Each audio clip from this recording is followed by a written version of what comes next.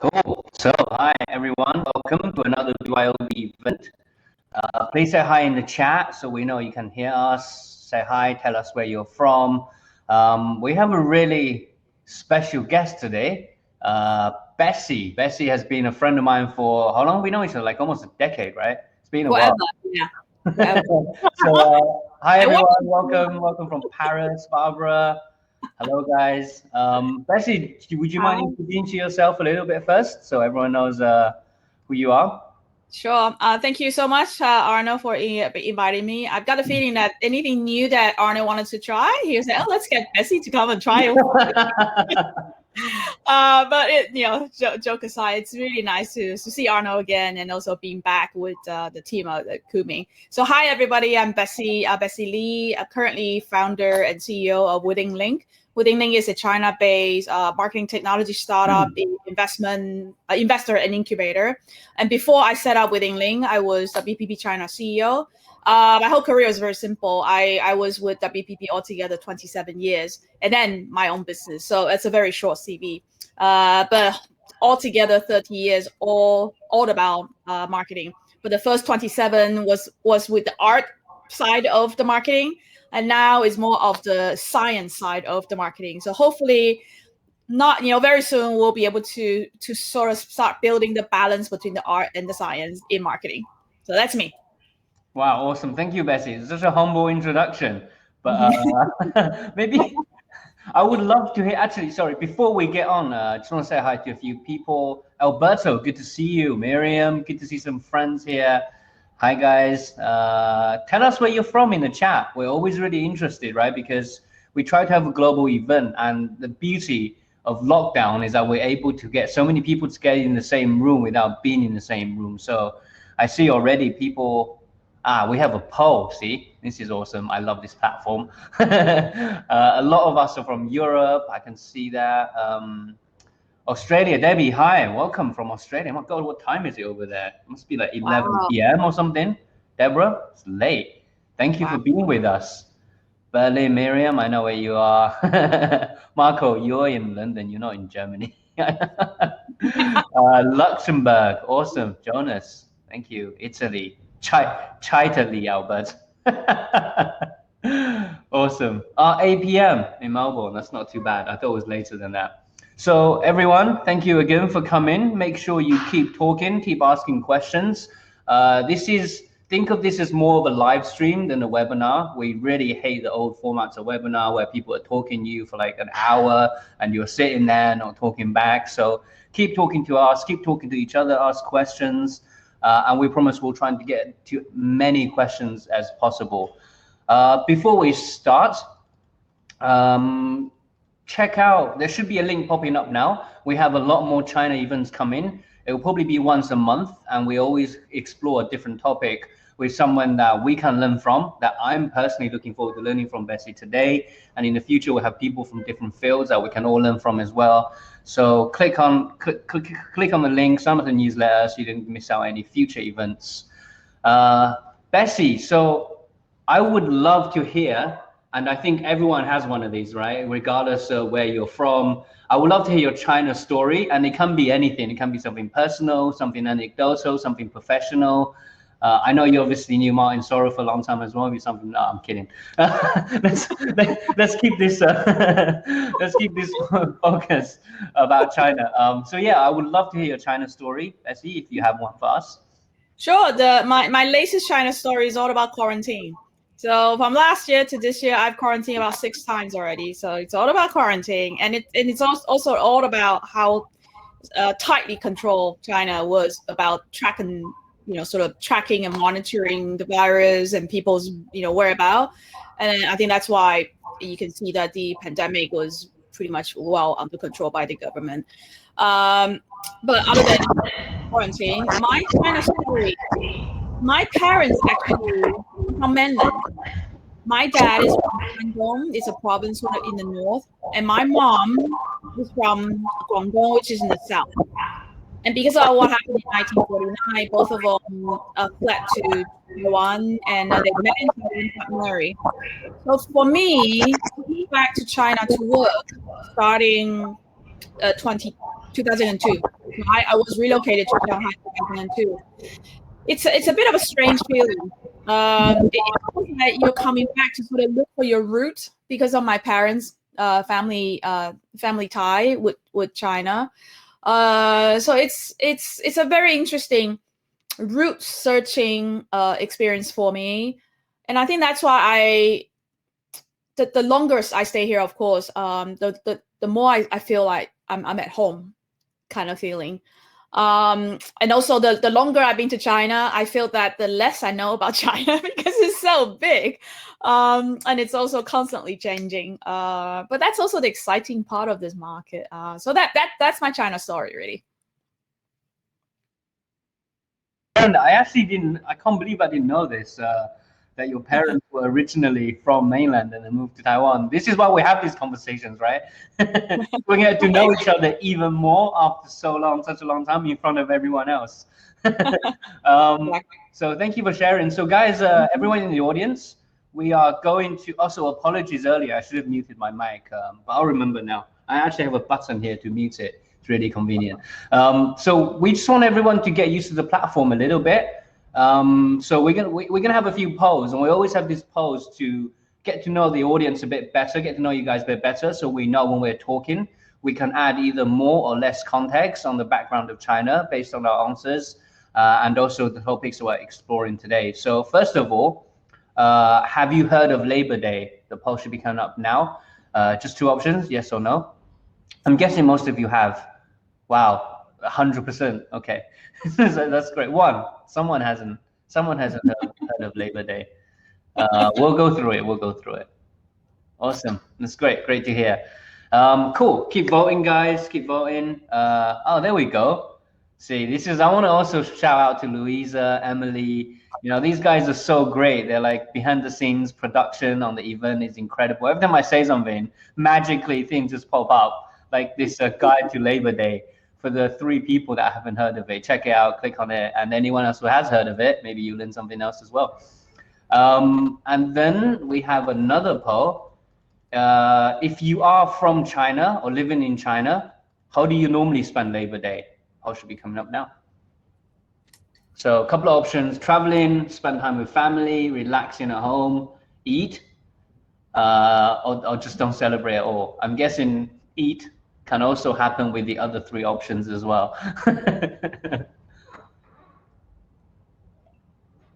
Awesome, keep voting, guys. So I see most people are relaxing at home, probably watching some Netflix.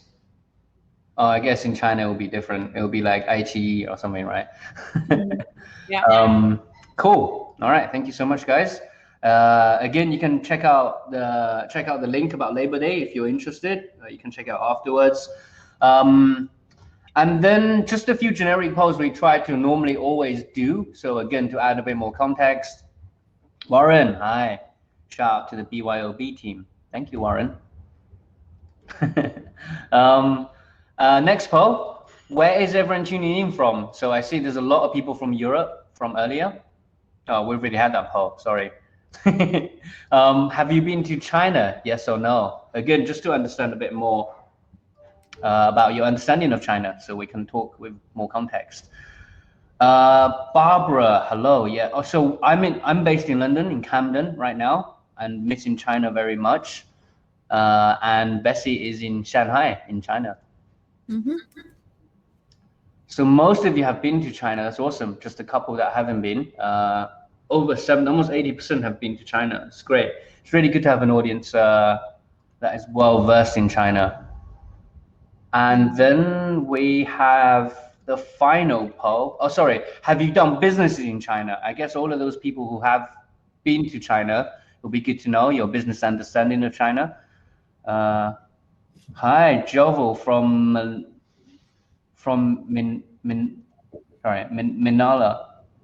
Manila. Oh my Philippines. God.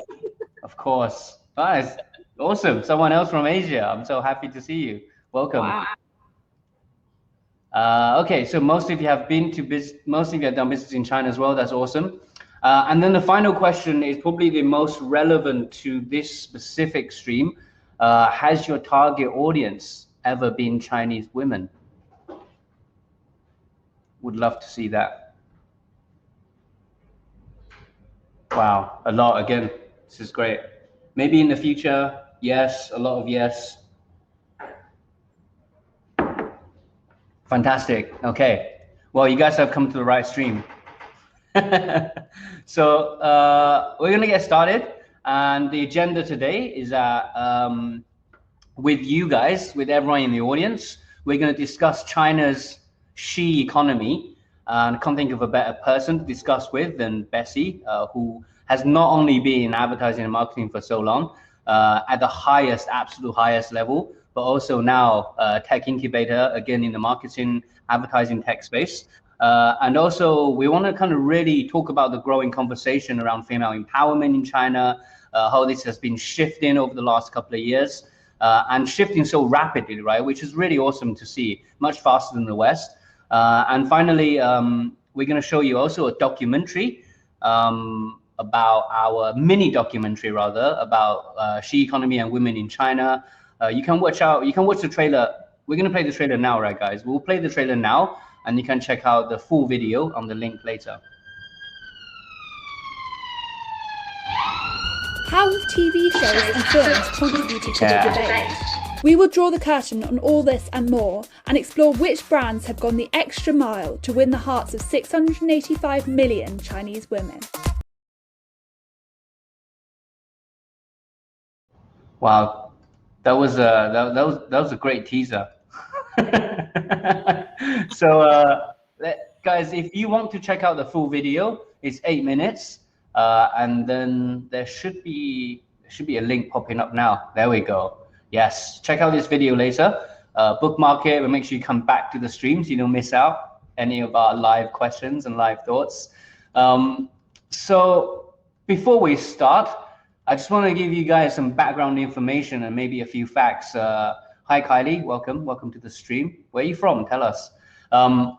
And a few facts, right? So first of all, which you kind of heard on the teaser already, there's more than 680 million women in China, already a huge market. Women are starting to overcome some very long-standing social pressures facing them. So being married at a very young age, some of the stuff you see in the documentary as well, avoid being like leftover women.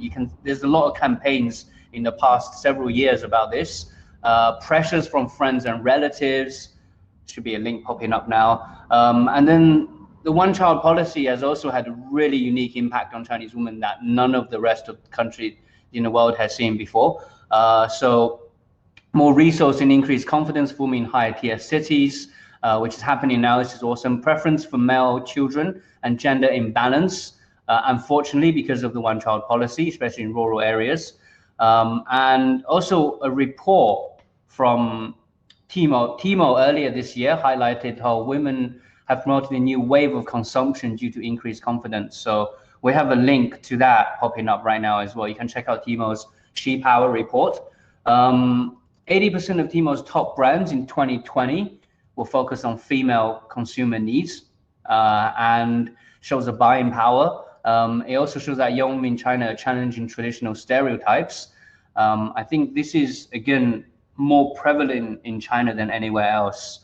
It's a very specific cultural tension through their consumption patterns. For example, 70% of those who bought Air Jordans on Tmall were women, which is, again, very different to the rest of the world.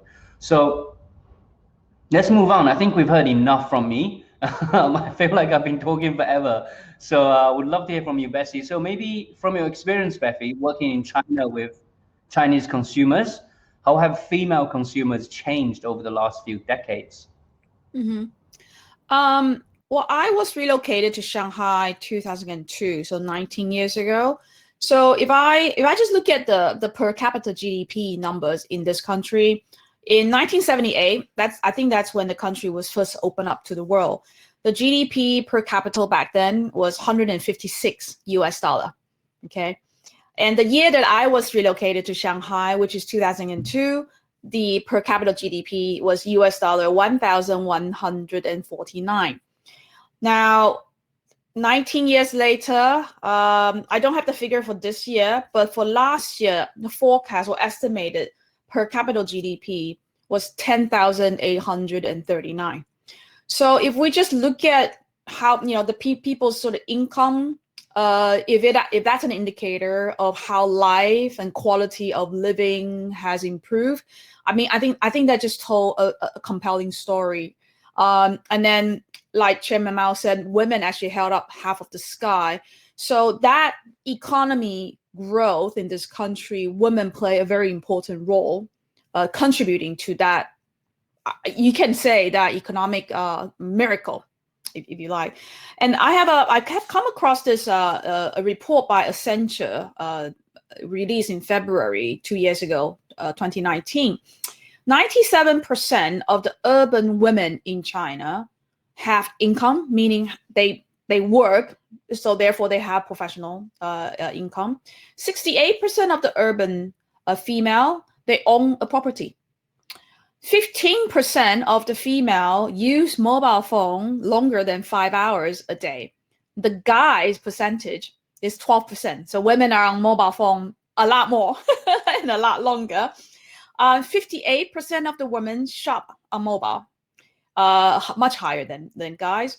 Then 35% of the women work out, meaning they go to the gym or they jog, or what have you, they walk more than 5 hours a week.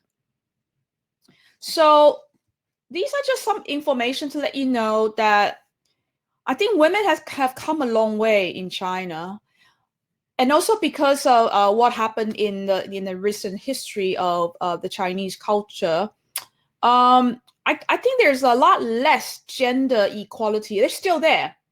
But if we compare to the neighboring countries like Japan, like Korea, and some of the Southeast Asian countries, I think the gender equality here is a lot less of an issue. Meaning, women, if they want, they can have their hands on opportunities if they want.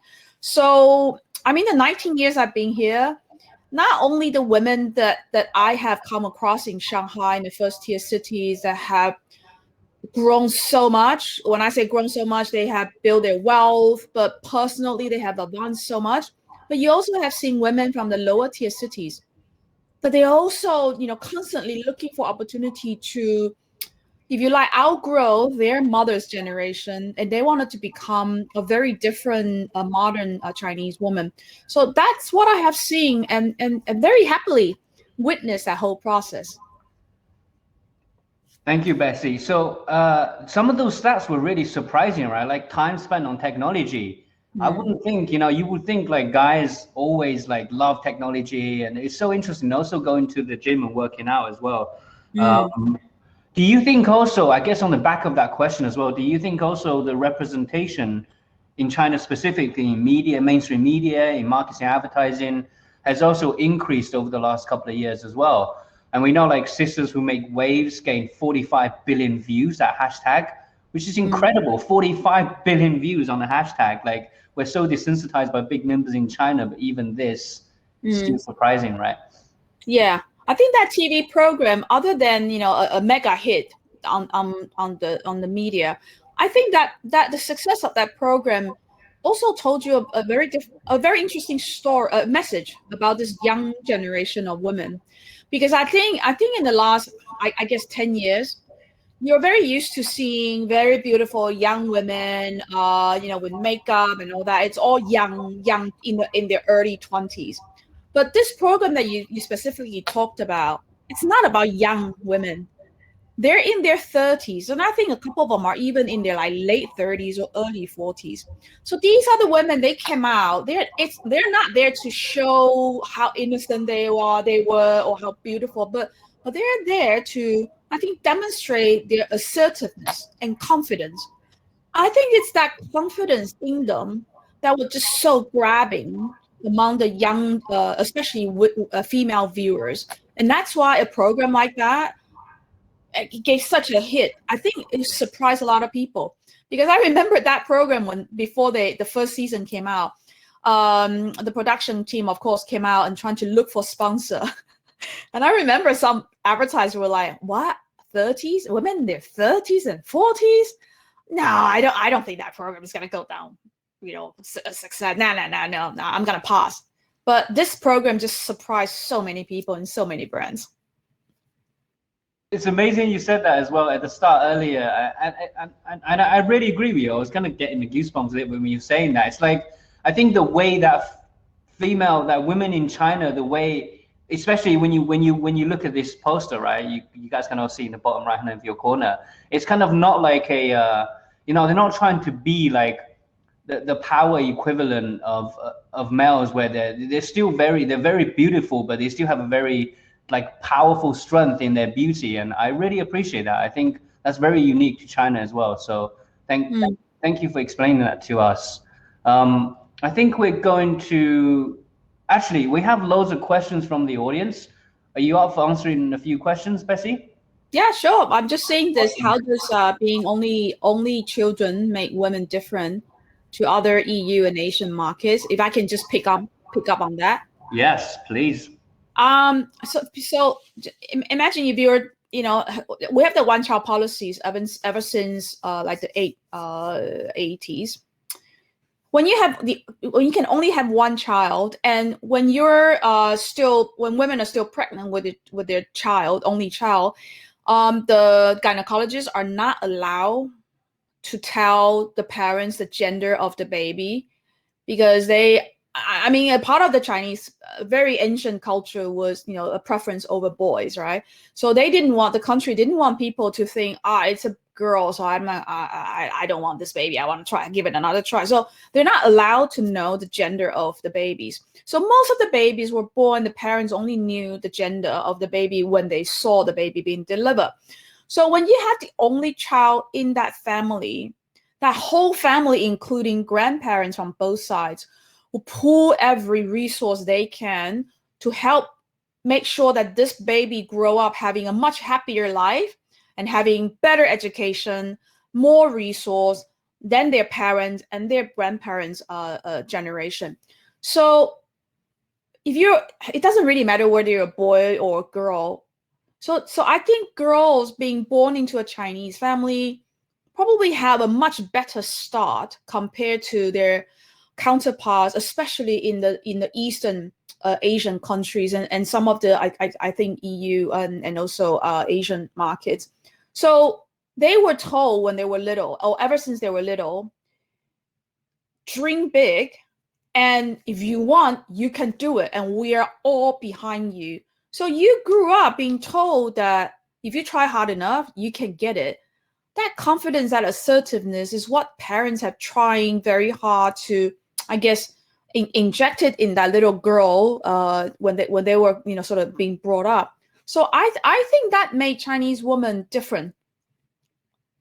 In a way, that one-child policy, but I mean, it's debatable.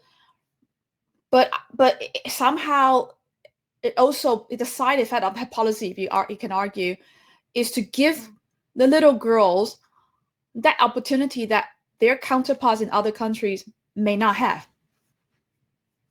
I love that. I think certainly, like, I know in the Chinese culture, it's very important to make sure when you bring up kids up. Do you think this is the general Chinese culture, right? Like, parents are always encouraging their kids to say, like, if you want to be anything you want to be, you can be, rather than putting restraints. And do you think that's like a big difference between the two cultures, like the way children are brought up? That because I don't know, maybe because the generational gap, where the previous generation parents kind of betting more on the next generation, and the current generation, now they don't have to do that anymore, right? Because the country is much better, the economy is much better in China. Do you think this tradition will continue as parents or younger parents start to bet on themselves more than they bet on the next generation, and that tradition of encouraging them to dream big will still continue?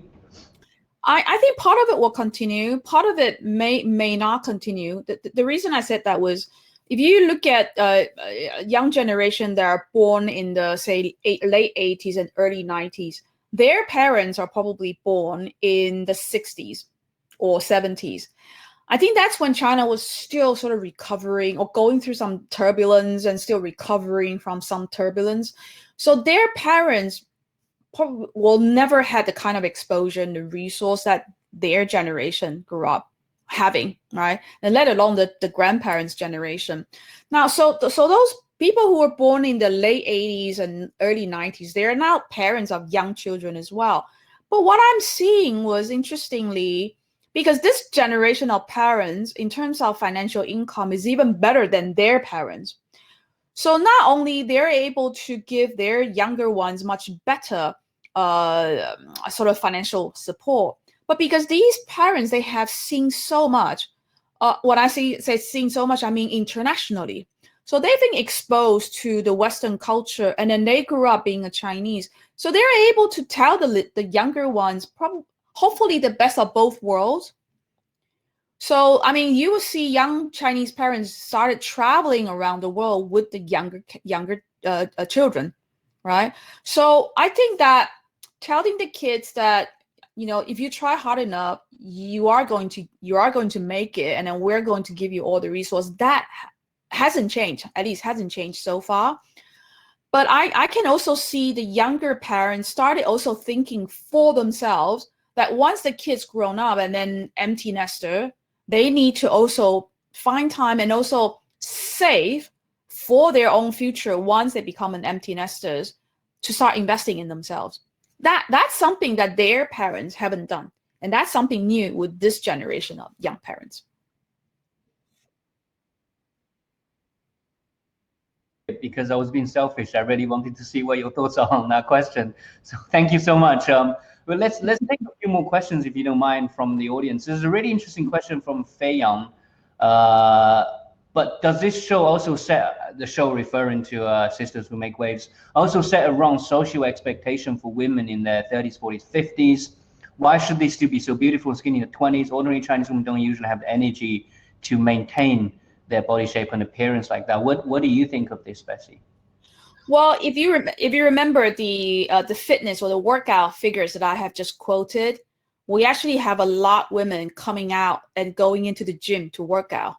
So I think those very strong, powerful women in this show particularly, I don't think they're portraying their body figures as a, you know, the skinnier the better, but I think they're portraying being a fit person, right? And I think when I saw that numbers about how many percentage of women are actually working out, I was really, really surprised. But so I think that sort of, you know, that image of women's body has started to change, and that will come out. Maybe we'll talk about this campaign later. A women's lingerie brand called Nei Wai. It's no longer about sexy laces and the cup, you know, the I don't know, can't focus, you know, push your breast together. It's no longer about that. It's all about being comfortable, being yourself. So I think that sort of value has started to change as well. And I'm also, because I have a podcast in China, so I've been sort of watching or tracking the top 10 shows every day on this platform called 小宇宙, Little Universe. I mean, it's a podcast that's very popular among young people. So if I tell you, like yesterday, the hot show, the top 10 show, 7 of them are women hosts and hostess. All women hostess, no guys. And the other 3, 2 of them are men and women co-hosting. Only one show is guys only. So so these women, I mean, they're putting up programs, various issues. I mean, discussions, right? But what's been discussed most is about what can we do to be ourselves. I think that self-awareness is one of the most talked about subject by all these women podcast hostess on their show. So I can't see the show portraying the dated women body image anymore in the show, but it's the contrary. You're right. It's also about being fit and healthy is less about appearance now, right? I guess what you're saying is it's more about just being kinder to yourself and to your body, which is important. I think people nowadays, you know, there's a lot of talk around mental health. I think there's still not enough focused on physical health, right? Like for me, those two things, the guys know this, always say this, those two things go hand in hand. You can't be mentally healthy if you're not physically healthy and fit. And I think super important that we also talk about that too. let's actually, maybe if we answer another question from Barbara. So do women feel less a group? Is the idea of sorority a thing in China? That's an interesting question, actually. Sorry, can you say that again? That question? Let me just see. Can you repeat that question again? Sorry, I muted myself. Less a group, is the idea of sorority a thing? I guess she's talking about individuality versus collectiveness in China amongst women. I would say women tend to support each other much better these days. I mean, support group is still a concept that doesn't exist in this country yet, right? Not like the kind of support groups that you have in the US. So the support group, a formal support group, is not available here in this country yet. But you do have people gathering their fans and trying to use that fans' power to convey messages. I mean, again, podcast is an example. And also on the social media platform called Xiaohongshu, Red Book. And that's another platform where women are gathering people who sort of resonate the kind of value, resonate the kind of confidence, and also the healthy lifestyle that they're promoting. And they're using, WeChat or Xiaohongshu or the WeChat group chat, trying to really sort of support each other that way on a digital platform. And especially when you're in a massive country like China, you actually feel very touched that you find someone, if you're in Chengdu, you find someone so far away in Beijing can resonate what you're saying, and then find a way to support each other on the digital group. So that's what I'm saying. Thank you, Bessie. I think I agree with you. In general, China is a high context culture, right? Which means it's a collective. Like people in high context culture are normally much more collective compared to low context cultures like the West. So yeah, hope that answers your question, Barbara. Let's move on to the next question in the slide. We're going to skip this one and move on to the next one, which is this one. Sorry. Do all Chinese women identify with a more liberated and independent image? This is a really interesting question. Would love to hear your thoughts on this, Bessie. I certainly think contemporary or modern Chinese women tend to resonate or identify much stronger with independent image. So I think that Me Too activity, if you like, also traveled to China, but of course because there's some sensitivity, but it didn't stop them. And then I think women find ways to continue that event or continue that activity and that sort of that movement, if you like, and they support each other throughout that whole movement. It's women helping women. And also, again, I love to really come back to podcasts because I was really amazed by the kind of content I will hear on podcast. These are the women who are really not afraid of talking out, and they use podcasts as a wonderful medium to convey that message, because through podcasts you're able to build that intimate relationship with your listeners. So if you look at all the contents or subjects that are being discussed, it's really, I would say, generalize it, right? Trying to generalize it. It's all about what modern women should do for themselves to have a much better and much fulfilling life. It's no longer about how much money you can make, but it's about what you can do to advance yourself, what you can do to really make sure that you have that gratification of most of the things that you're doing with your time, with your career, even with your financial investment. Right. So I think that it's that liberated and independent image. I think it has a very strong association and identification with the modern Chinese woman. That and you're 100% right. Like I think having a purpose and focusing on what you do outside just making money and and gaining wealth is really a great way to describe being liberated, right? So that's awesome. Thank you so much. Maybe let's take a few more questions. So this is a great question from Eve. Any insights on women entrepreneurship? I know you know this one really, really well. Well, I think coming back to this one-child policy, because women, while growing up, are encouraged to go out and try.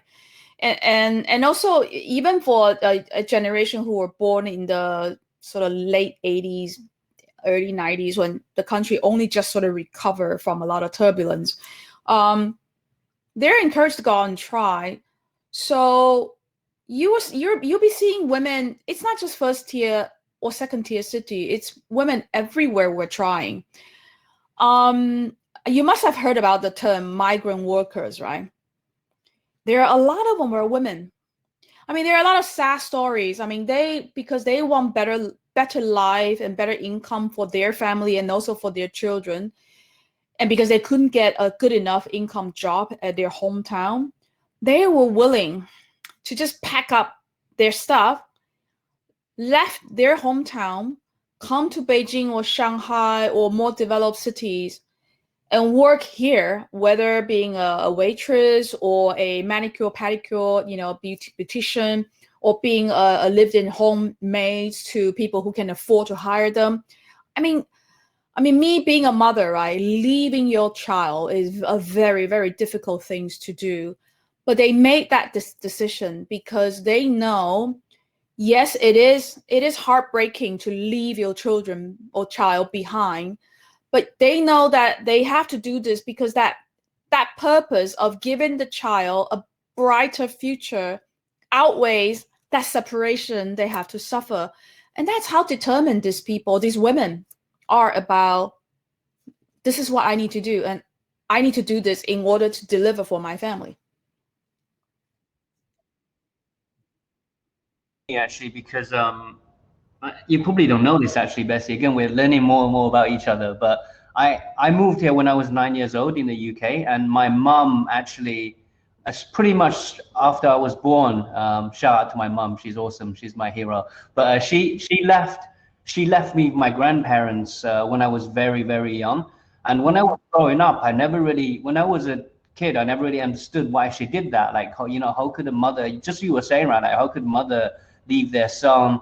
And the more I grew up, the more I realized, like, she made that decision despite the fact that everything was telling her, you got to be with your son. But to have that foresight and to understand that to make that sacrifice now means that I get the opportunity later in life. Like, I probably wouldn't be sitting here talking to you in front of these people if she didn't make that sacrifice, if she didn't do that and come to the UK so I could have a better opportunity. And it's one of those things that I think just really shows how strong Chinese women really are, to be able to sacrifice against nature and to think about the future. So thank you, Bessie. That was a great question, Eve. Thank you so much for asking. Wow, that's a touching story, Arnold. Let's see if we can get Arnold to cry today.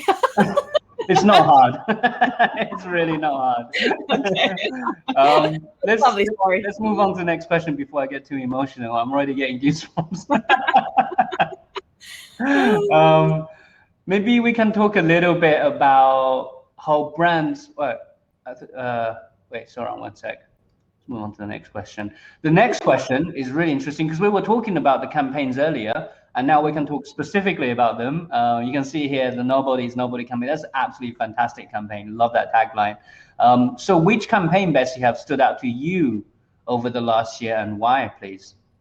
I love that which is the Nobody is Nobody campaign. It's a lingerie brand called Neiwai. I actually did a podcast episode with the founder of that company. So she explained to me why she started this brand. And I asked her, that campaign shocked me because being here for 19 years, I was very used to seeing, ads campaign with beautiful women, supermodel body, high heels. It's a bit like the old sort of Victoria's Secret type of supermodel image in a lingerie. Whether it's lingerie or anything, but as long as they use women model, it's all about supermodel. That's so far away from from the Real Woman. But she not only used Real Woman, every individual woman in her ads got a story. So I remember the ad, it was a different ad we used, but she's got this woman in her 60s, full of gray hair. She was wearing the brand's bra and the whole set of lingerie. She's not afraid of showing her body. She's in her 60s. Then we've got another woman. She's got birthmarks all over her body because she got those when she was pregnant. She also was not afraid of showing those birthmarks. And another woman who's got tattoo. And this other woman who's a bit chubby, you know. You wouldn't believe it, if 5 years ago, you wouldn't believe seeing a chubby girl in a lingerie ad. It would just never happen before. But Nay White did it. And I tell you, that campaign went down so well with the modern women, because I think if modern women feel relief that finally we can face the real me, we can see real women in ads that we can, you know, sort of resonate, we can associate with, out with the supermodel, but in with the real woman. I think that's that power of that campaign. And I was so shocked and so touched. So when I did the podcast with the founder, Liu Xiaolu, she started the company as early as 2012. So it's not a recent startup by her, but it's a journey that she also went through, and she also witnessed the change in young women's attitude towards their own body and towards the body that they wanted to see in ad campaign. So I love that brand, and I love the campaign that they're doing.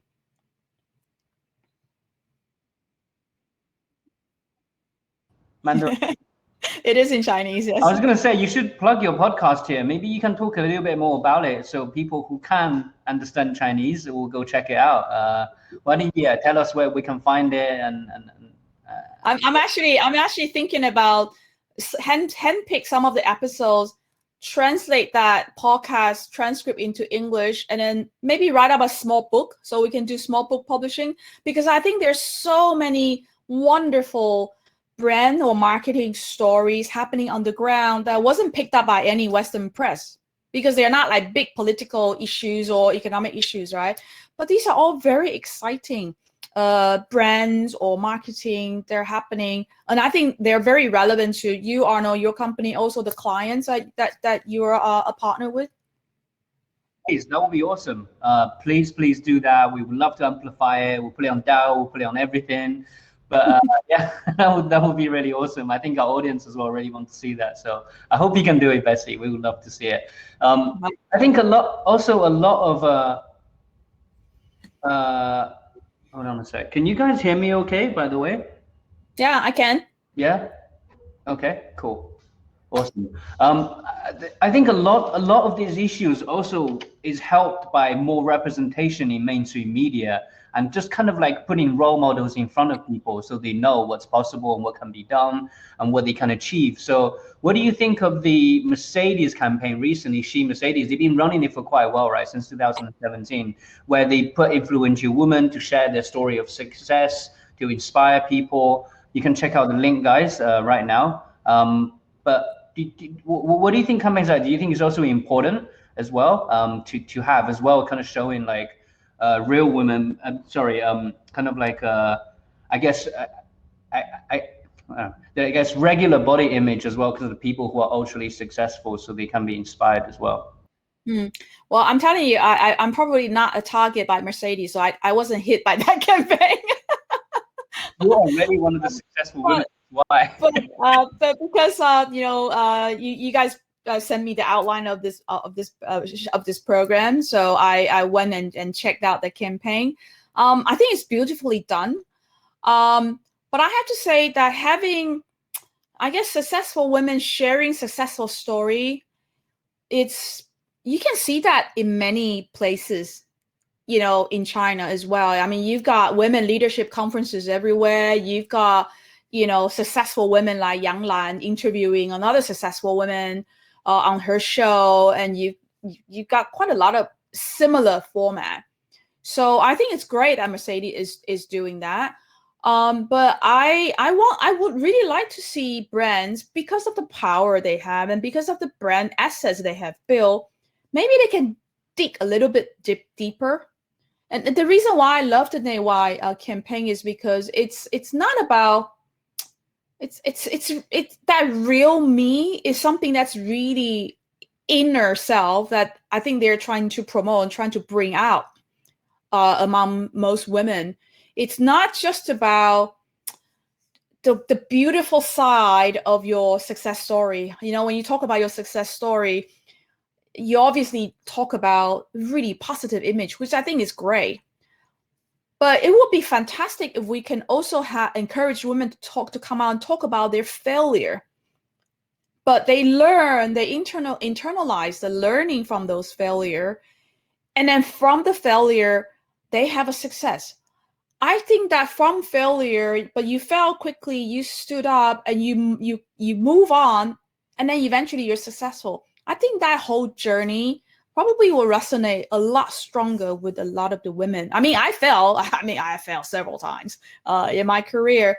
So that's what I would like to see. If you wanted to center your message around successful women, there's gotta be a lonely side of those women who that they were not given opportunity to share. You know, so I love that campaign. I mean, it's beautifully done, but I would like to see us dig in a little bit deeper. No, that's really interesting, actually. See, I guess what you're saying is almost like it's almost too polished, right? In a sense that they're not highlighting real things that happen. Like I think we all know, like all entrepreneurs, people in the audience probably as well, like we literally fell our way to success. Like all the things you learn from failure is so important. Just as important it is to have success. So it's a really good point. Thank you. Maybe is my sound better now, by the way? I just realized they told me that I was using my laptop mic instead of this mic in front of me. Does it sound a bit better? Does it sound different? Okay, good. Thank you, Warren. A few questions from the audience. Maybe we can take one from, let's take this long question from Siko. Thank you for asking this question. Keep asking questions, by the way. We're going to try and answer as many as we can, and we'll try and answer them at the end as well. So this question, Bessie, is there are so many campaigns in China focusing on how women can be independent, inspiring, and be themselves.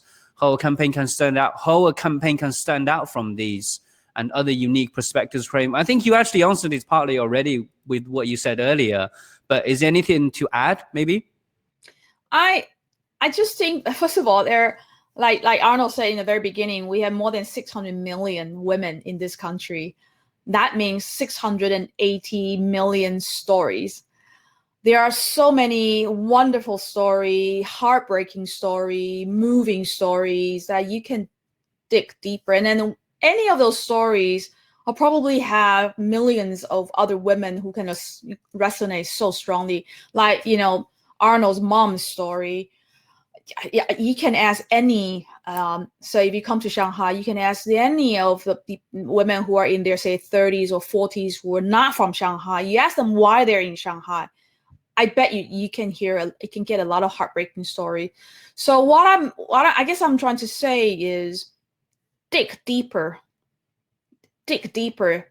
If you don't dig deeper, your campaign is just gonna be another lookalike. And another lookalike, you're gonna get buried on all the medias. But if you dig deeper, like Nay Wai, she didn't really spend that much money. But that campaign has created so much talks among women users, women who, not necessarily users, but who can sort of resonate with that value she portrays in her ads, will automatically spread the words for her on social media. So it's that kind of insights. I think you really need to find time to dig. And I'm saying this because I'm seeing the last, say, 2 years, you do see a lot of very exciting, up-and-coming, emerging Chinese brands that are doing really, really good job coming out with products that excite the young women. And they somehow manage to find either a product feature or a story to tell their brand that just hit those women really, really hard. So the insights, I think that insight should determine what you need to do with your ad campaign. It's just don't go with the superficial stuff.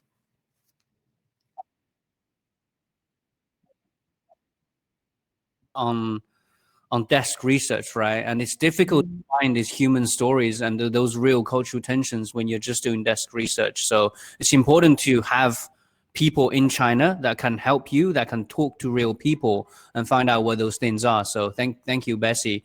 A good question from Barbara also: to do this, would non-Chinese stories resonate, or do they have to be local?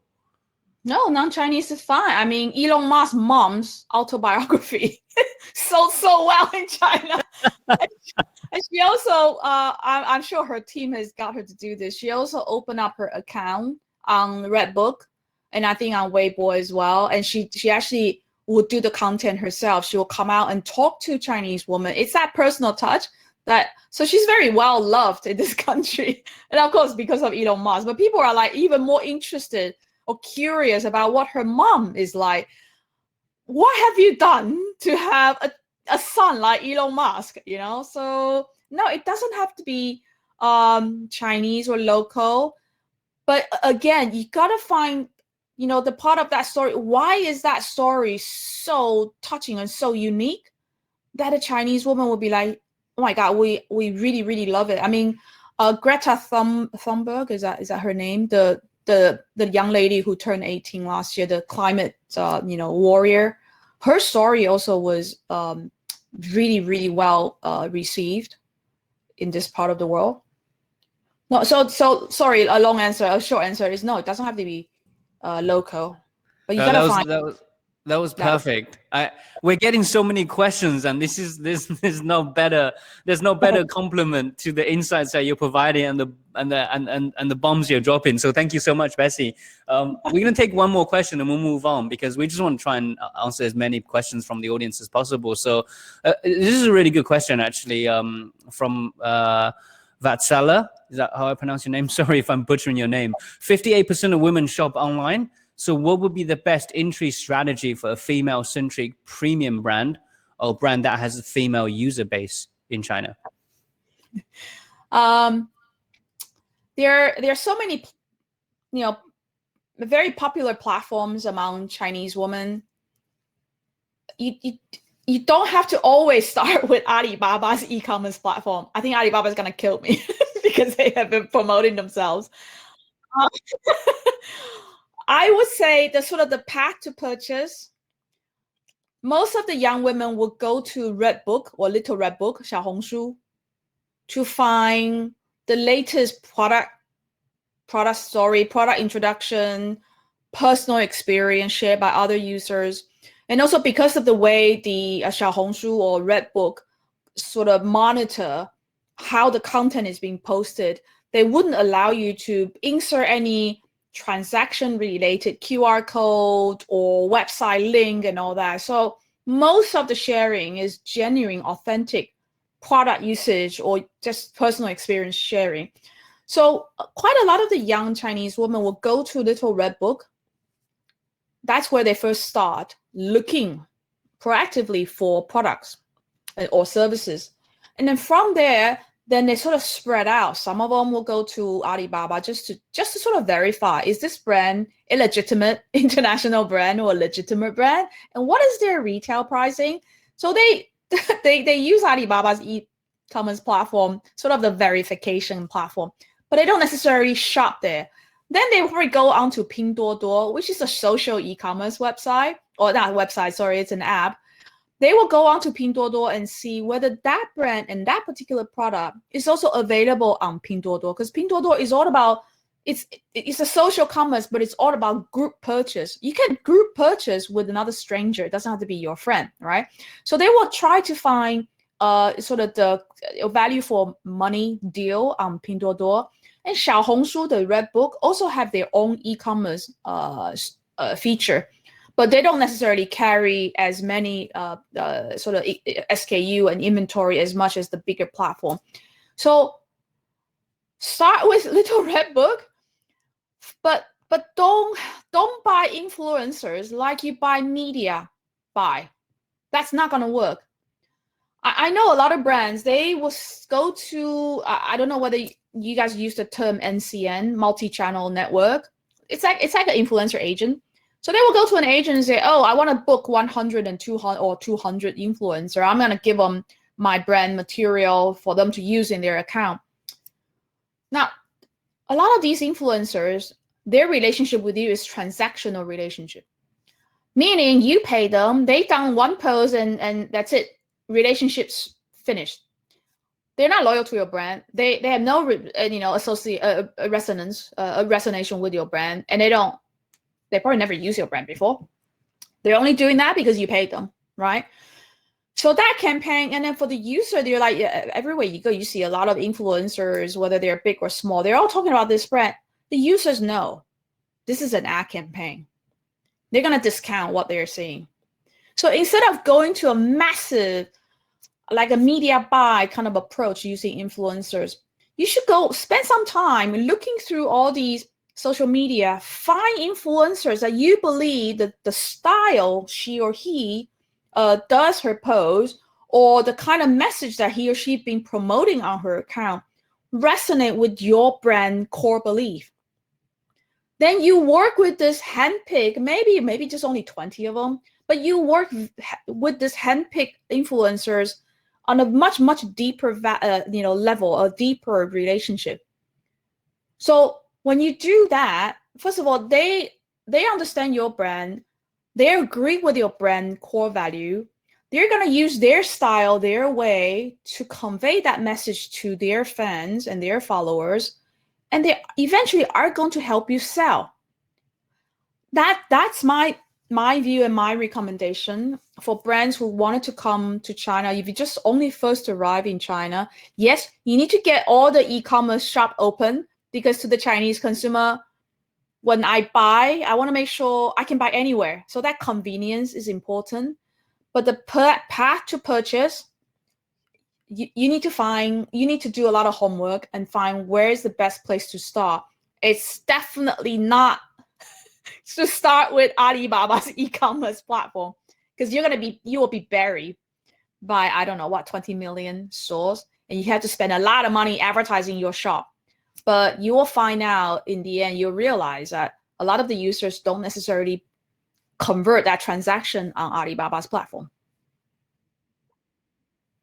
Times in there, I agree with what you said. I just really want to just like send some clapping emojis or something, but just to send some context to the users also. You can click on the link. I don't know how Emily and Louisa find these links so quickly. As soon as you mention Xiaohongshu, the link pops up, and I'm like, oh my god.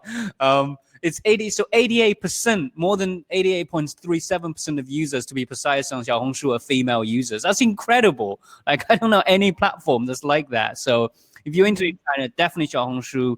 And you're so right. Always talk about this, like build demand before you build the shop, right? Because if you have the demand, people will find a way to buy you. There's so many ways Chinese users can purchase globally. Most platforms around the world, in the UK and the US, accept Alipay. So they don't worry about the shop. 100% agree with what you said. It's so expensive and it's so difficult. You also have to discount very heavily to really make a noise on some of these bigger platforms as well. And the point about influencers, my God, like I literally made a post the other day, because we at Qumin, we've actually vowed to never really work with influencers again, purely for the reasons you mentioned, right? Because a lot of them are so superficial in the way that they promote the product. It almost feels like an infomercial a lot of times. Like back in the days of infomercials, today their favorite hotel is X, tomorrow their favorite hotel is Y. Like audience can see through that stuff. And the advocacy stuff, I think you're 100% right. Make sure you are working with people that emerge in the subculture, the lifestyle, the community that you're trying to target, right? So we're actually doing this thing where more recently called a platform called Liu Liu or 666. I think you know what that means, Bessie. In the West, it's like devil, but in China, it's like internet vernacular for something that's really cool. So we're basically putting creators with brands, commissioning them for their creative talent. So they're creating content for the brands, kind of like how I guess TV stations, broadcasters work. They commission the talent, pay them, and then use that content on their own channels. And this way, you're kind of like every penny you're spending in marketing, you're building your own community, and it's cumulative. You're building fans that care about the subculture. Oh, have we lost Arnold's? I can't hear Arnold anymore. I don't know about you guys.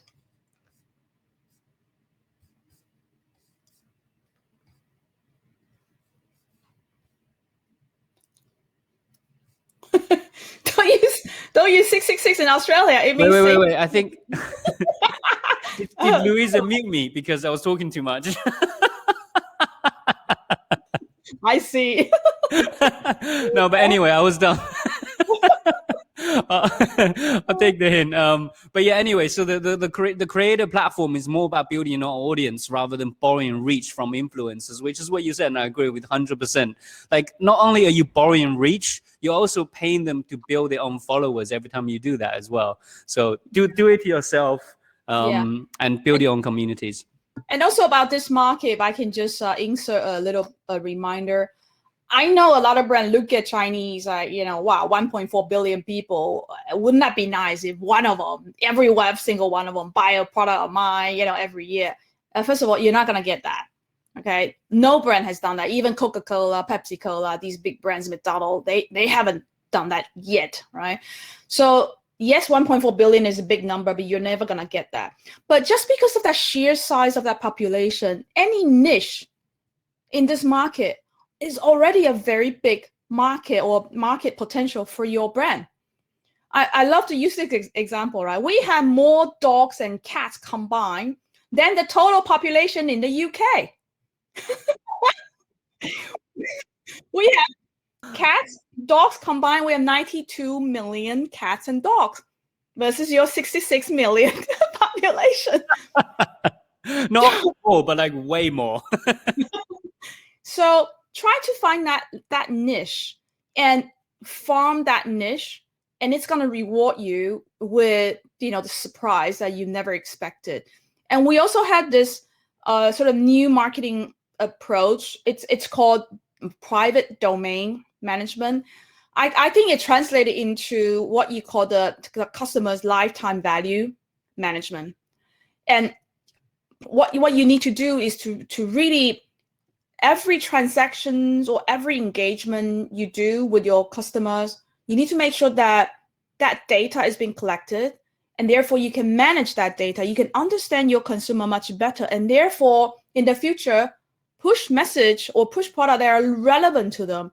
That repeat purchase is going to cost you a lot less than acquiring new customers in this market. So that would be my sort of a little advice. Thank you so much, Bessie. And that's 100% right. And WeChat, I don't know if you agree, is probably one of the best platforms for managing that relationship, right? You can segment people into different specific groups, what funnel they're in, and send them very specific message based on that. But that's probably another whole live stream to talk about that. Liu platform, Barbara, 666 platform. So it's actually just in beta test right now. We're working with people, a few brands, Marriott and P&G, to just test the product. If you subscribe to the DAO newsletter, I'm sure we'll talk more about it once it's released to the public. Liu equals 66 equals Satan. Yeah, we know. That's why we did it actually deliberately, because we wanted to show brands how cultures are so different to a point where three simple numbers can mean the exact opposite things almost in different cultures in different countries. So it was almost like it was an invitation for people to ask us why we named that platform after the devil, because it doesn't mean the devil in China. Okay, cool. Let's move on. We're just about 2/3 way through. This is a really great question for everyone in the audience also. But Bessie, I would love to know your thoughts on when you think are the main opportunities for brands to target women. There's obviously loads of festivals, like there's quite a few Valentine's Day. I think there's like 3 in China, including the international one. There's Mother's Day, International Women's Day. Yeah, so what are some of your thoughts? Also, Douyin first Queen's Shopping Day, which brought in $2.1 billion. Incredible. But yeah, we'd love to hear your thoughts on this as well. Every day is a great day to target women. But I tell you, I had a very interesting experience lately. I did a podcast with a new sort of online and offline high-end sort of aggregated brand group. It's called UShopPal, and their offline store is called BC, similar to Sephora, but it's a higher end than Sephora. This founder of this company on my show told me she refused to participate on the Singles Day on Alibaba.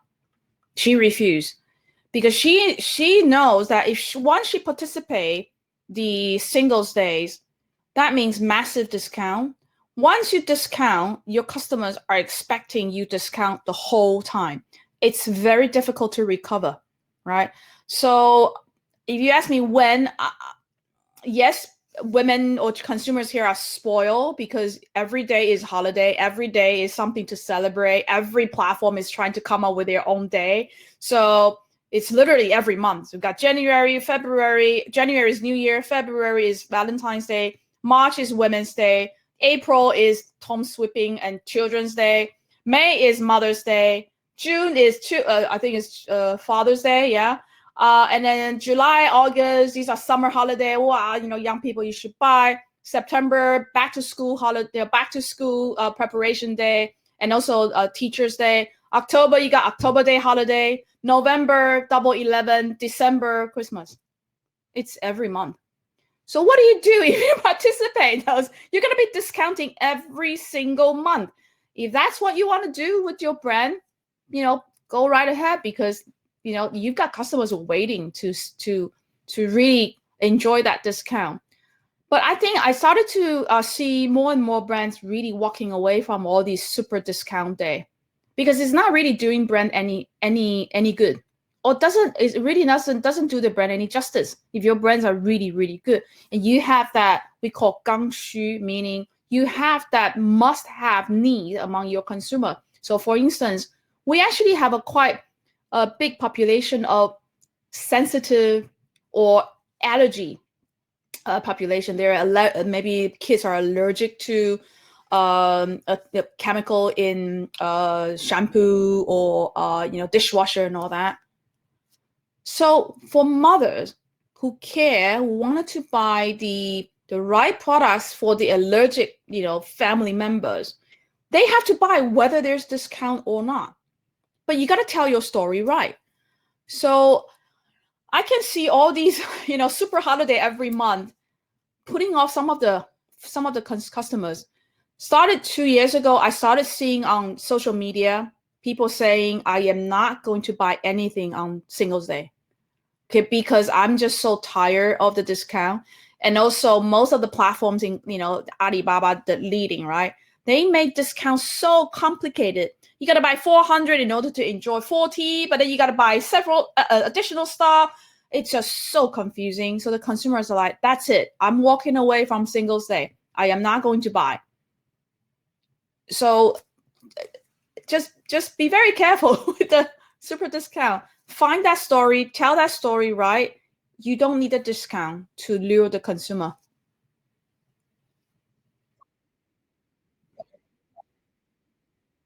Another question. Oh, it's been answered already, but you're so humble, Bessie. I asked you to plug your podcast earlier. You avoided the question, but someone has specifically asked what your podcast name is. Okay, it's called 备忘录. 备忘录. 备忘录. Yeah, okay, cool. Yeah, there you go. Someone. My colleague put it up. 备忘录. Thank you so much, Bessie. No, thank you. Thank you for giving me the opportunity to promote my show. I You're too humble, honestly. We still have a bit of time. I'm going to move on to the next question, but we're actually going to skip this question because we already discussed this.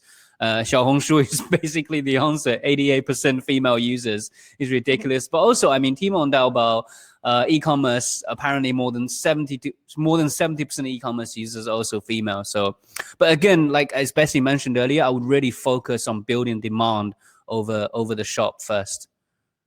There's a handout, Qumin Chinese New Year card and calendar 2021. Check that out. This is something that I believe we did for our clients, and we do like one of these Chinese New Year boxes every year. This year we decided to do one that highlights all the different festivals you can leverage as a brand throughout the year. And as Bessie mentioned earlier, there's a lot. Like you can see every month there's at least 2. Some months have 5 festivals, some have 4, some have 3. There's just a lot, basically. There's plenty of opportunities as a brand to create some awesome campaigns. You got recipe at the end as well. Yeah, I'm glad you noticed that. Food is a very important part of our life, especially humans. So everything we do always have a recipe at the end. So specifically, it's one of our traditions.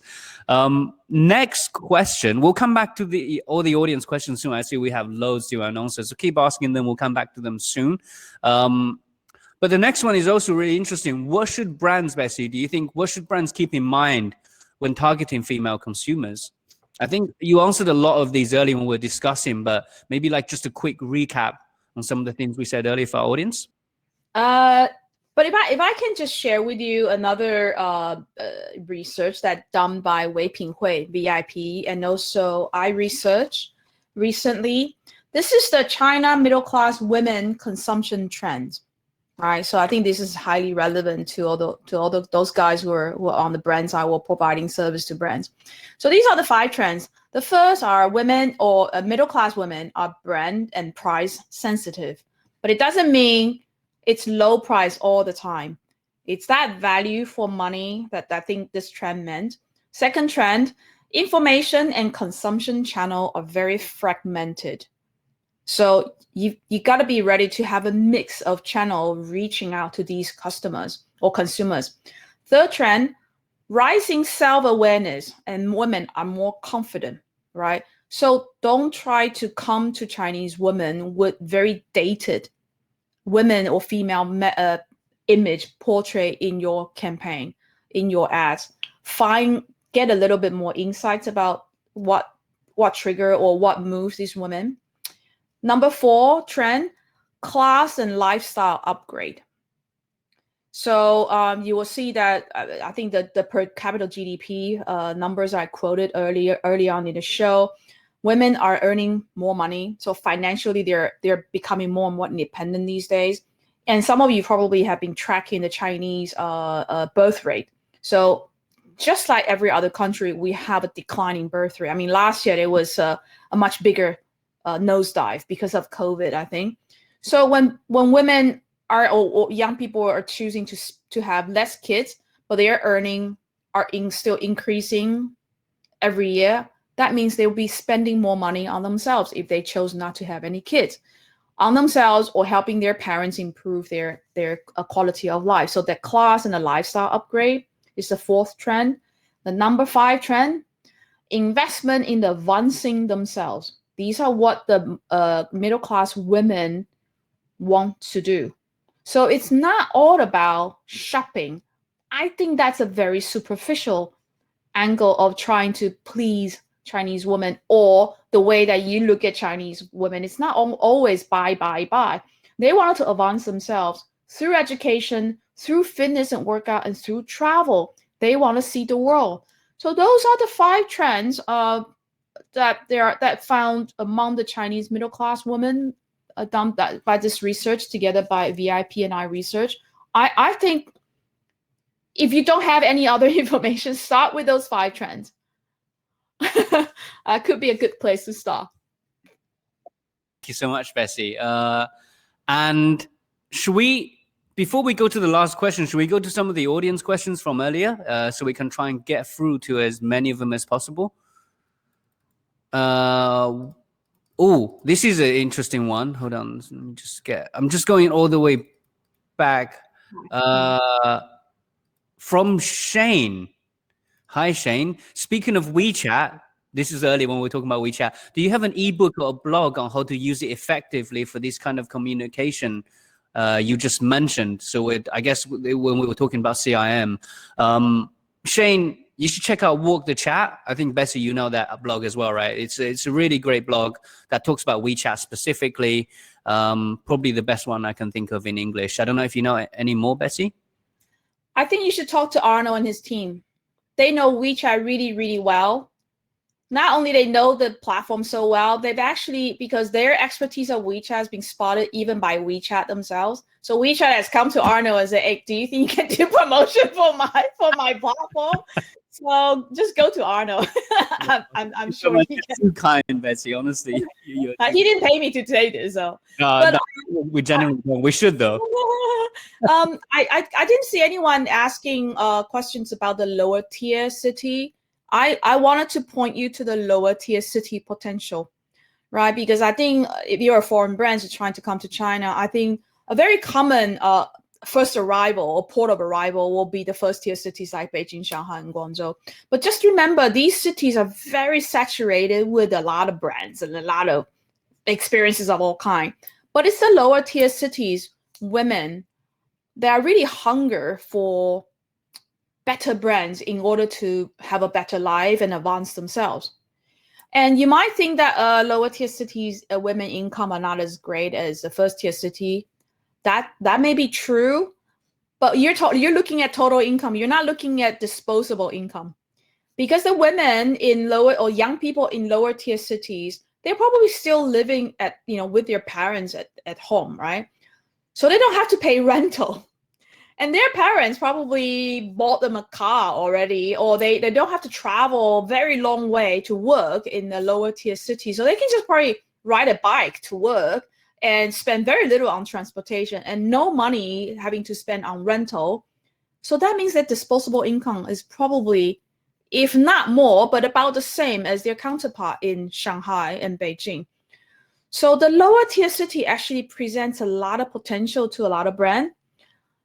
So if you don't know anything about China, you can start with the first tier, but that's a lot of the window dressing, and they wouldn't tell you the growth that you might expect from the lower tier cities. I would actually advise you to go to the lower tier cities and just see the potential yourself. I think you're going to be very, very surprised if you go down to the fourth and fifth tier cities.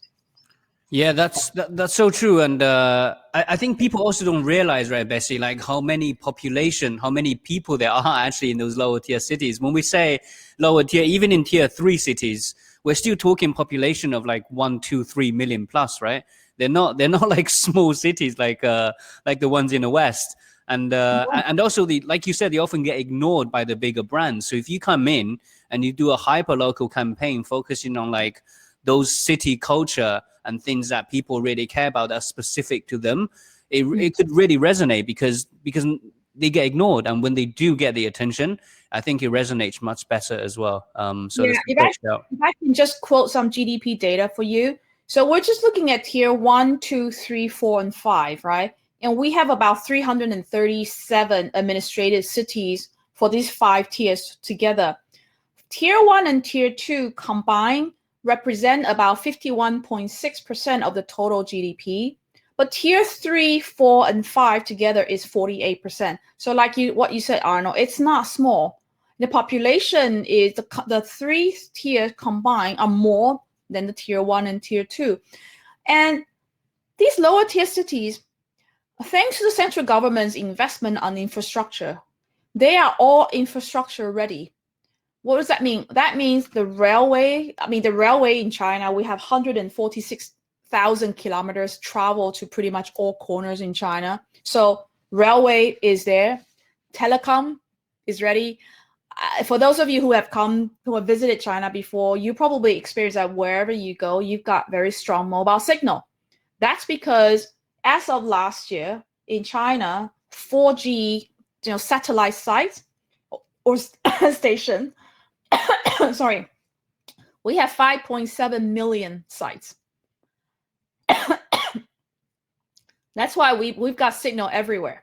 We've got highway, and we've got all these a young generation living in tier 4 and 5, there's also education, vocational education being put in place to help advance their skill sets.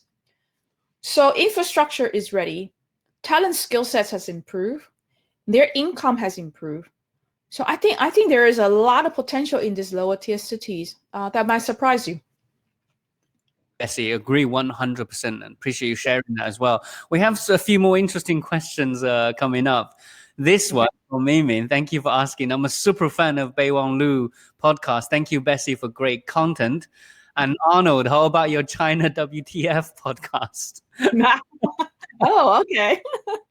So this is actually, guys, we're live recording the first episode of our new podcast, which we don't have a name for yet.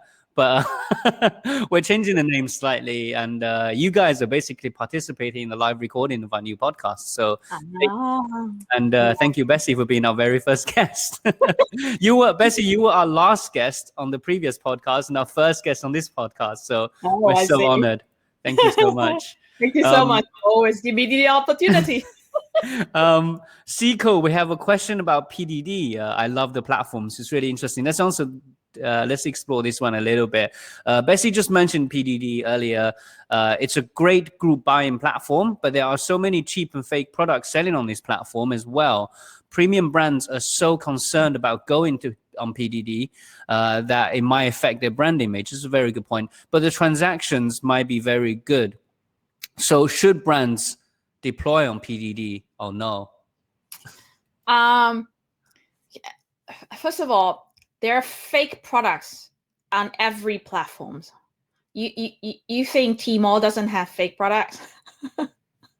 There are fake products on Tmall's platform as well.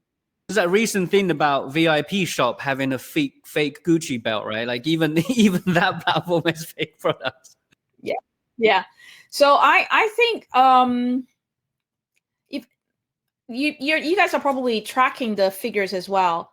Pinduoduo PDD Q1 this year has already exceeded Alibaba, becoming the largest e-commerce platform in China with the biggest monthly active users in China.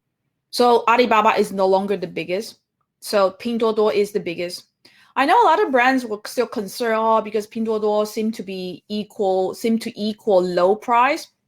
But if you just do the comparison yourself, you pull products from Pinduoduo and from Alibaba, they're not necessarily cheaper. They're not necessarily cheaper because they have accumulated so many users now. I think low price no longer satisfy all these users that they have acquired over the last few years, right?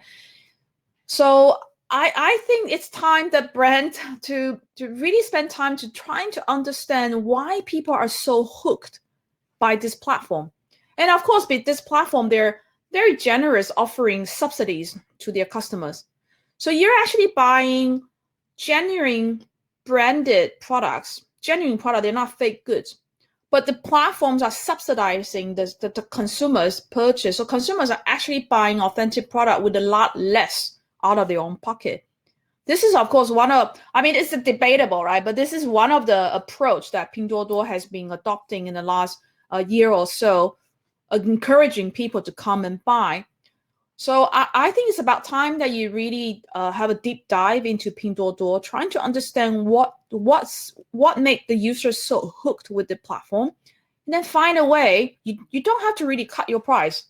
I think Pinduoduo today is very different to Pinduoduo 5 years ago.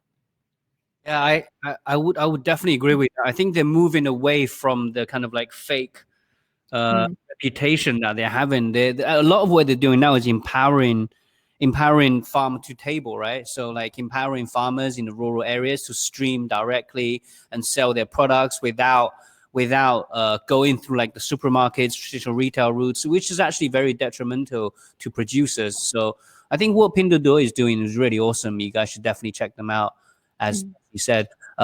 I have a great question from Alberto. I'm sorry I missed this earlier, Alberto, but I found it.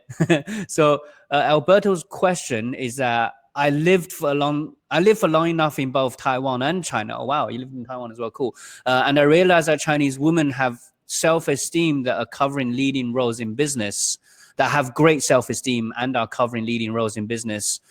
That's very true, actually. I think China has the most female CEOs of any country in the world, if I remember correctly. This gives men less important roles in society. Thanks to Chinese education, men still get face while women lead the role. What's your view, Bessie? I think that's something worth celebrating. I believe I'm sorry, I don't remember where I saw the figures, but I believe we now have more women college graduates than men. But remember, because of the one-child policy, we actually have an imbalance between men and women population in China. I think we have 23 million more men than women. So that's how imbalanced the two gender is when it comes to population. But when it comes to college grads, we have more women than men graduating from university, right? So I think women are doing, we have come a long way. I think we know it. And therefore, we cherish every opportunities we're given to be assertive and to be confident. And again, I'm Taiwanese. I'm not local Chinese, but I have seen the really positive side of that one-child policy due to that only child in the family, that being a girl. That girl has been given a lot of opportunities, a lot of resource to grow, to shine, to prosper, or what have you. It's a very interesting phenomenon to watch. And I'm very happy to be part of that whole process, also help advancing a lot of the women colleagues of mine at WPP, and also now in my little company. Bessie, honestly, you're far too humble. I'm a little company. Some of the biggest marketing and ad tech companies in China, probably in the world. So I don't know how small it is. But Alberto, that was a great question, actually. I love how you inject a bit of humor into that as well. Thank you so much. Always a pleasure to see you guys. And check out Alberto. He posts great content on LinkedIn as well about China. Let's move on to the final question. We'll maybe, if we have time, come back to answer the last couple of questions we have on the list. So the final question is trends, right? I guess for us, I would love to hear as well, in your opinion, Bessie, which trends do you expect to see next year? I guess the rest of this year and also next year in 2022 as well on this subject. I am seeing, like I said, the lower tier cities. There you have a lot increasing numbers of brands now trying to get their hands on lower tier cities. So the lower tier city growth is a space to watch. Then the second one is 50 plus. People like my age, 50 plus. Because this people in their 50s at the moment, they were born in the 60s or 70s, right? So their kids are all grown up and then are working already. But these sort of early 50s, empty nesters, they're still very fit, very active, and also because I think they ride on the advantage of that first wave of wealth being built through property, through stock market, and all that. So now they're actually, and also thanks to our habit of savings, right? You save for the entire life. So these empty nesters now are empty nested with a lot of money. I think a lot of them are thinking, okay, I can finally find my life back. And that's why when Pinduoduo started, they actually started with these 50 plus generation, and they got hooked very quickly. So 50 plus is a very important segment most advertisers ignore, but I think there's a great potential. Please revisit your marketing brief. Most marketing briefs are from 18 to 45. It's like anyone who is older than 45 are dead, right? But 50 plus is going to surprise you with the potential. And keep watching the e-commerce format or model evolve. Because I would say, because of the COVID, I was stuck in the UK twice. First time 4 months and second time 5 months. The kind of e-commerce that the UK has compared to China, I can only put UK e-commerce as e-commerce 1.0. E-commerce in China is e-commerce 4.5, close to 5.0. We have evolved so much, and it's gonna only keep evolving. We haven't seen AR being used in e-commerce shopper experience. We haven't seen VR. We haven't seen sonic branding yet. So you have to keep monitoring the evolution of that e-commerce shopper experience. And therefore, when you either decide to enter this market, or when you, I can see some of you are maybe students or working in the UK, decided to come back to China to work, you will find that you are going to help your brand or going to provide a very different online shopping experience than say the counterparts in the US or the UK. So you got to keep watching and monitoring the evolution of that e-commerce model and also that shopper experience. So those are the things that I would say. Another one. I'm glad that Arnold, you're doing podcast, because podcast is gaining popularity among younger generation. And I've been doing podcasts for more than 2 years now. I think this medium, compared to all the other medium, are the only medium that you build a very intimate relationship with the listeners, your voice and their ears, and they're happy to give you, I don't know, 40, 50 minutes. That's the average length of podcasts in China. They're happy to give you that 40, 50 minutes of their time. That means they want to listen what you have to tell them. You're able to do that whole, that marketing funnel from awareness to interest, blah, blah. You're able to do that marketing funnel within each of the podcast episode. We in our program try that 3 times now with different brands. Our conversion rates, meaning people actually bought the products from this brand, our conversion rate is between 10 to 16% of the 3 cases that we have tried. That conversion rate surprised the brands as well. So watch the podcast space as well. So those are I'm sorry, it's a long winding answer, but I think those are the few things that I personally have been watching, and I think it's worth your attention too.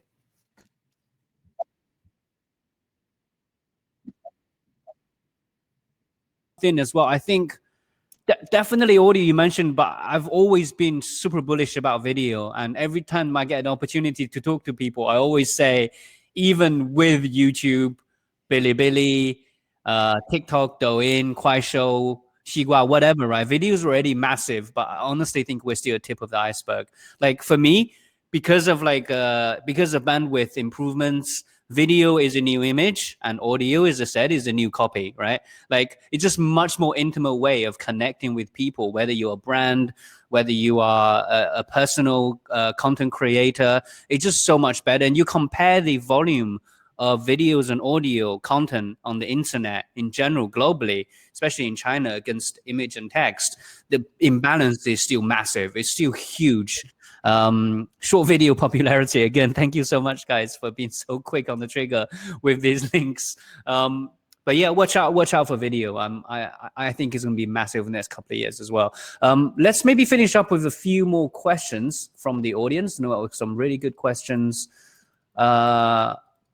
Okay, Kamel, really good question. In one report about Chinese niches I have read about Chinese gay community, what will be the best way to reach the gay community with haircut products? It's a great question. Reach them quietly, please. Because unfortunately, LGBTQ, unfortunately, is still not a sort of a gender choice that's much celebrated yet, or not being encouraged yet by the government. So, but it doesn't mean that you can't reach them. You can, but reach them quietly, please. Maybe do them on a WeChat, a very private group or something. Don't try to come out and shout loudly. It's not gonna go down well in this market. But I think eventually they will get there, but I think it's gonna take some time.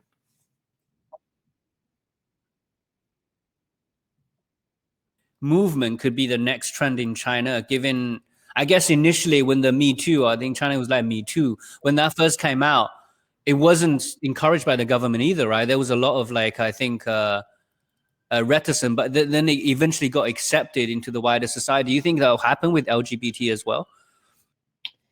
I think Me Too, because it's about, women's gender equality. But I think the Me Too, at least in China, is being interpreted as the women's right. But I know in the West, it's not just about women. It's about, various gender equality. But Me Too is being interpreted as women's right. So I think at the moment, the LGBT is still a bit sensitive.